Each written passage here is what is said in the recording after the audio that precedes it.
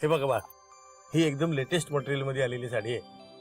आणि अहो हा कलर बघा, तुम्हाला एकदम खुलून दिसेल.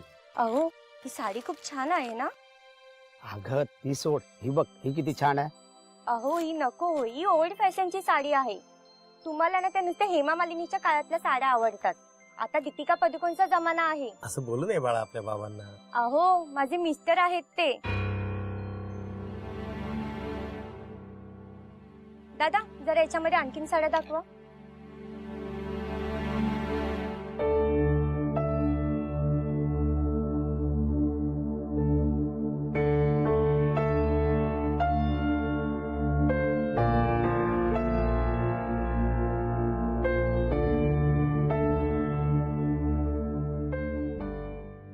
काय झालं, पाय दुखतायत का? हो. दादा जरा आमच्यांना स्टूल देता का बसायला? त्यांचे पाय दुखतात आहेत. बर बर.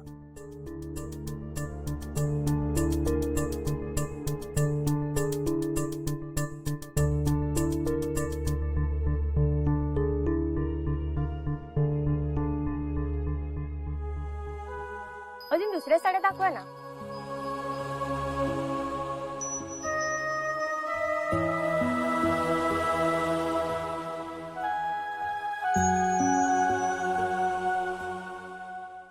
तुम्हाला गोळी देऊ का? तुमची गोळी घ्यायची वेळ झालीये. गोळी नकोय, पाणी दे मला. बरं.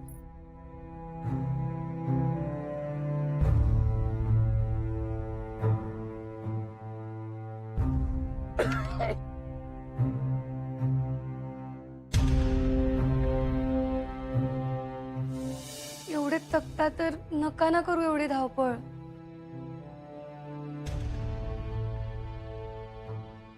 तुम्हाला गोळी देऊ का?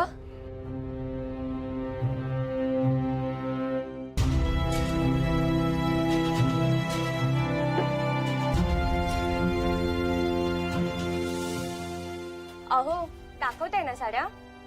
साड्या दाखवताय ना तुम्ही? हो नेमकर जरा कस्टमरकडे लक्ष द्या ना. हा हा.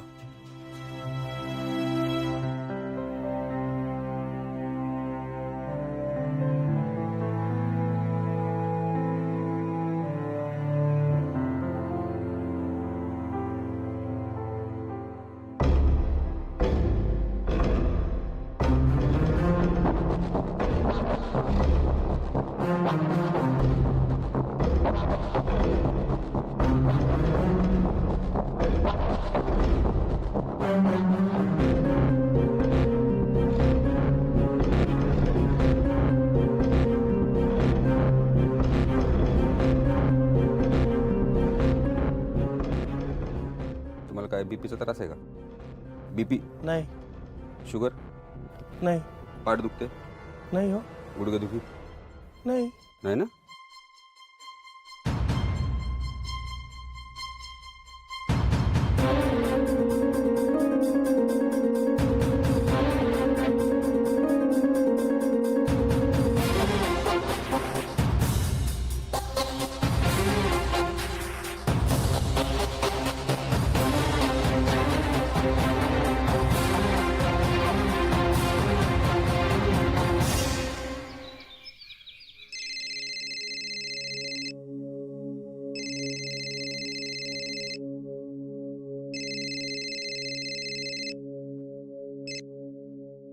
Hello hello.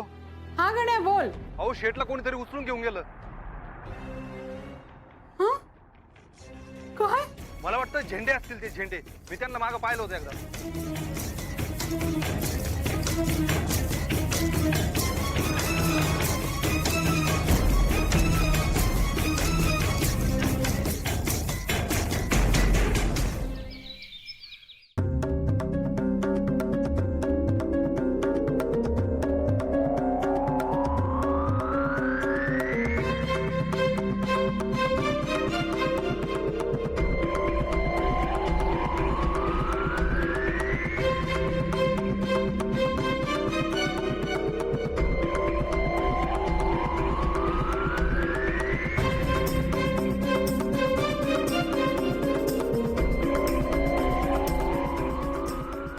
साहेब ठीक आहेत ना एकदम? हां नाही म्हणजे काय लागलं बिगलं नाही ना कुठं? हा?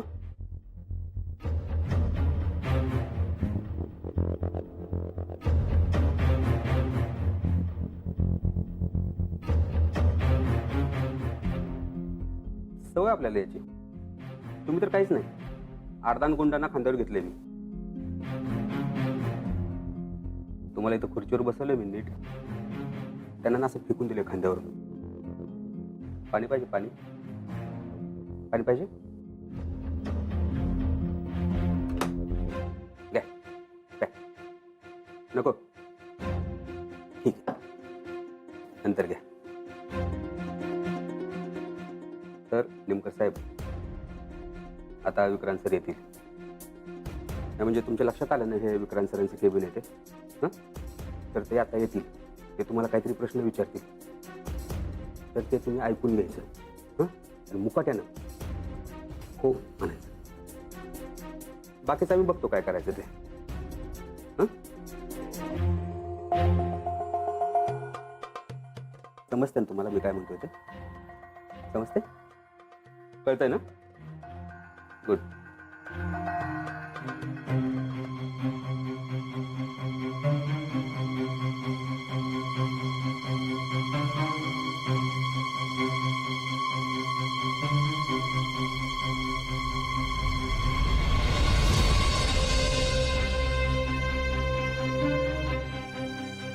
आता काम होणार 100%. काहीही विचारलं ना तरी ते होच म्हणणार.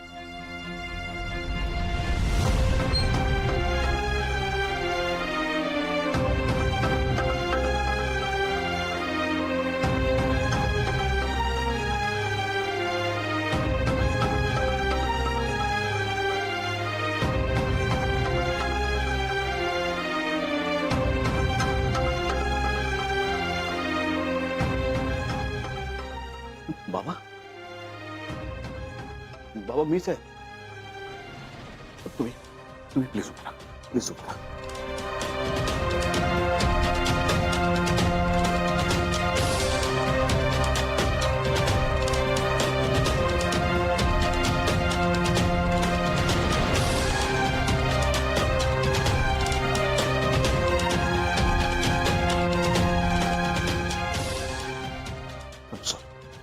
तुम्ही बसा प्लीज प्लीज. बाबा पाणी, बाबा पाणी घ्या. मला माहित नाही हे झेंडेने का केलं, तो असं का वागला. खरंच झेंडे, म्हणजे मला असं वाटतं की त्याचा काहीतरी गैरसमज झाला असेल. बाबा मी झेंडे, बाबा तुम्हाला काही हवंय का? तुम्हाला कॉफी मागू का? बाबा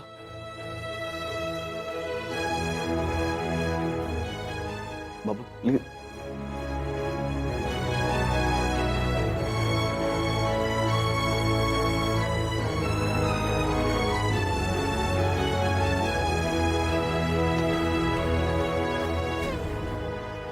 ड्रायव्हरला माझ्या केबिन मध्ये पाठव, पटकन पाठव, क्विक.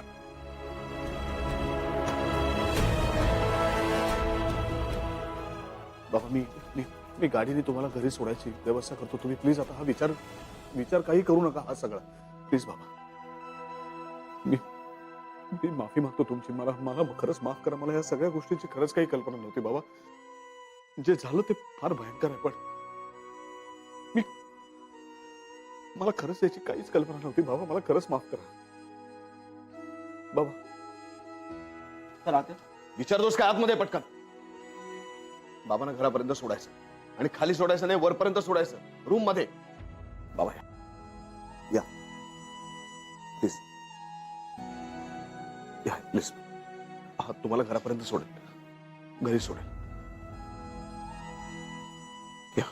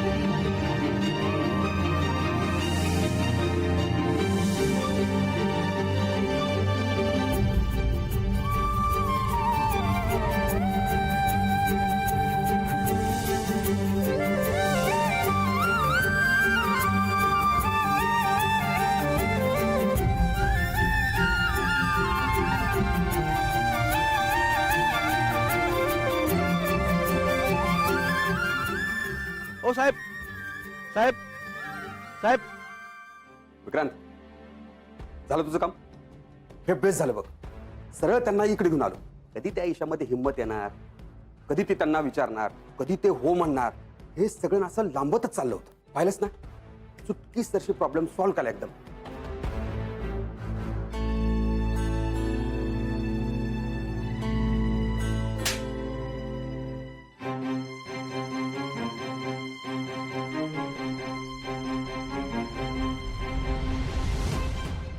यासाठी तुझी माफी नाही मागणार मी.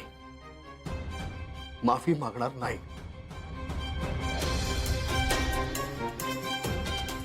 काय गरज होती तुला मध्ये येण्याची? सगळं व्यवस्थित मी सावरत आलो होतो ना. तू आलास आणि सगळं बिघडून टाकलंस. तुला साधी गोष्ट कळत नाही त्यालाच. अरे वेगळी माणसं आहेत ती. त्यांचे विचार वेगळे आहेत, त्यांची तत्व वेगळी आहेत, त्यांची जगण्याची पद्धत वेगळी आहे. त्यांना या सगळ्या गोष्टी स्वीकारायला वेळ लागतो. तो वेळ देत होतो मी त्यांना. काय गरज होती तुला मध्ये येण्याची? आलास आणि सगळं बिघडून टाकलंस तू. आता हे सगळं बिघडलेलं सावरू कसं मी? सांगा.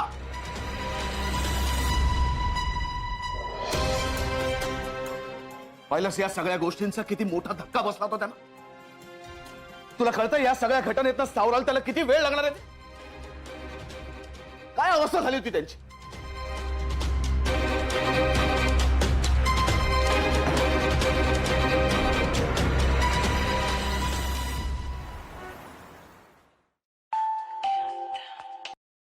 बोल आई. ईशा, तुला कळलं का? काय झालं? अगं त्या भेंड्यांनी आपल्या बाबांना उचलून नेलंय. आई तू काय बोलतेस? गण्या सांगत होता. तू नक्की माहिती काढ काय झालंय ते. तू कुठे आहेस? ऑफिस मध्ये आहेस का? बाबा तिथे आलेत का ग ईशा? आई अगं मी ऑफिसच्याच कामासाठी बाहेर आले होते. आता परत चाललीये. मी बघते काय ते आणि फोन करते तुला. ईशा, जर का बाबांना काही झालं ना, मी कोणालाही सोडणार नाही. ऑफिस मध्ये येऊन तमाशा करीन मी. आई अगं मला जाऊन बघू तरी दे. थांब मी करते तुला फोन.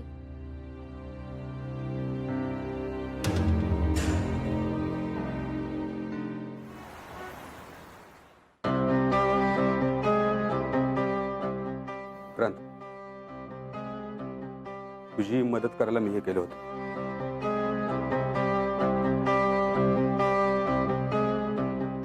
बास बास. आता यानंतर तू माझ्या आणि ईशाच्या मध्ये यायचं नाहीस. ज्या क्षणी तू येशील त्या क्षणी आपली मैत्री तुटलेली असेल. सॉरी सर, मी न विचारता आत आले. पण बाबा बाबा कुठे आहेत माझे? तुम्ही का आणलं त्यांना असं? काय केलं होतं त्यांनी तुमचं झेंडे सर? कुठे आहेत बाबा माझे?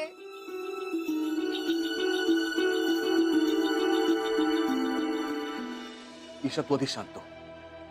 हे बघ, तुझे वडील सुखरूप आहे. काळजी करू नकोस. माझ्या बाबांना काय वाटलं असेल सर? का केलं तुम्ही असं? झेंडे सर का केलं?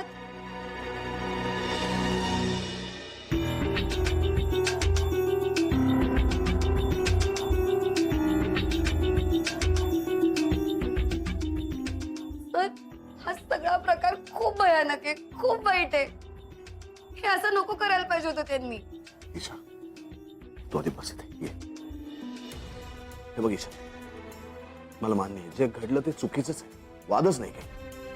पण तुझ्या बाबांना मी स्वतः घरी पाठवलंय. तेव्हा घरी पोचलेही असते, सुखरूप आहेत ते. सर पण त्यांना ह्या वयात हे असं उचलून आणणं बरोबर आहे का? काय वाटलं असेल त्यांना? हे बघ ईशा, जे घडलं ते खूप विचित्र आहे आणि खूप घोटाळा झालाय. मी तुला सांगतो ना नेमकं काय घडलं ते.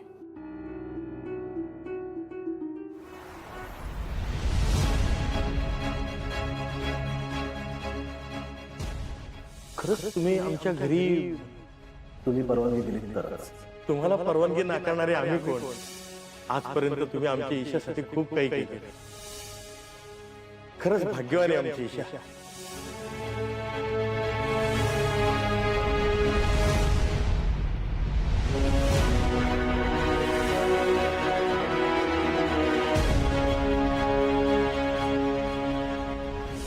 आता विक्रांत सर येतील. ते तुम्हाला काहीतरी प्रश्न विचारतात तर ते तुम्ही ऐकून घेतले. मुकाट्याने हो हो म्हणा. ईशा ईशा प्लीज तू आधी शांत हो. हे बघ आपलं काय ठरलं होतं की तू आधी तुझ्या घरी सांगायचंस बरोबर, आणि मग तुझ्या घरी सांगून झालं की मग मी माझ्या घरी सांगायचं, असंच ठरलं होतं ना आपलं. झेंड्याला असं वाटलं असेल की तुझ्या घरी सांगायला, तुझ्या बाबांना सांगायला तुला इतका का वेळ लागतोय, म्हणून तो तुझ्या बाबांना घेऊन इथे आला. ही काय पद्धत झाली का पण त्यांची? हे बघ आता हे सगळं कसं सावरावं ते मला कळत नाहीये, पण हे बघ झेंडेचा हेतू आपल्याला मदत करणं इतकाच होता. ईशा प्लीज तू गैरसमज करून घेऊ नकोस. तर मला ते काही माहित नाही, पण सर माझ्या बाबांना काय वाटलं असेल हो? त्यांच्या दुकानातले लोक काय म्हणतील त्यांच्याबद्दल? तिथे आलेले कस्टमर्स माझ्या बाबांबद्दल काय विचार करतील? या कशाचाच विचार केला नाही का झेंडे सरांनी? सांगा ना सर. तुम्हालाही माहितीये ते मालक किती विचित्र आहेत. मागच्या वेळेस तुम्ही समज दिलीत म्हणून ते बाबांशी आता चांगलं वागतात, पण सर त्यांना एक चान्स मिळाला ना तर ते बाबांना परत त्रास द्यायला लागतील. बाबा हे काही घरी सुद्धा सांगणार नाहीत, सगळं एकट्याने सहन करतील. आणि ही बातमी जर चाळीपर्यंत पोहोचली ना तर ती वणव्यासारखी पसरेल sir. Isha I am sorry. I am seriously sorry. तर मला आपल्याबद्दल बाबांना सांगायला आधीच भीती वाटत होती, पण आता तर मला हे अशक्यच वाटायला लागले. तू इतकी पॅनिक होऊ नकोस लगेच. सर तुम्हाला माहित नाही, आईचा फोन आला होता तेव्हा आई सुद्धा घाबरली होती, तीही चिडली होती. काय झालंय, काय होऊन बसलंय? ईशा हे बघ मी बोलतो यातनं काहीतरी मार्ग नक्की निघेल. ईशा मला नाही माहिती माझे बाबा यातून कसे बाहेर पडणार आहेत.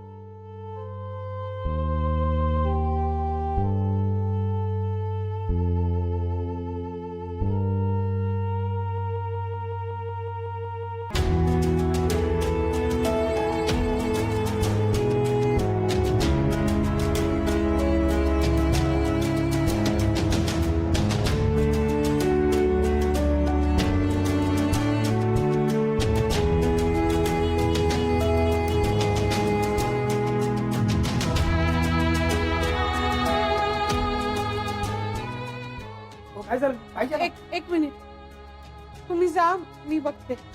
पटेल भाई नंतर या. हिमकर चला उठा, हात या.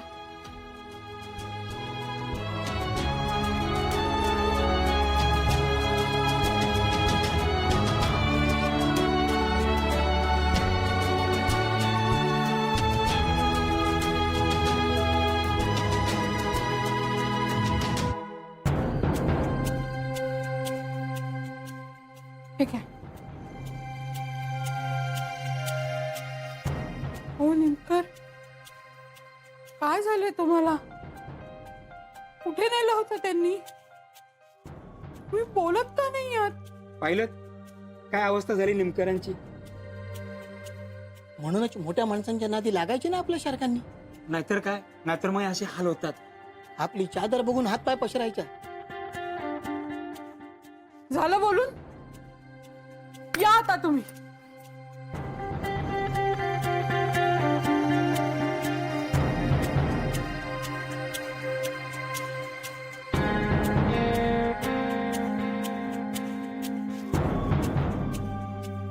थांबा, मी दार लावून येते.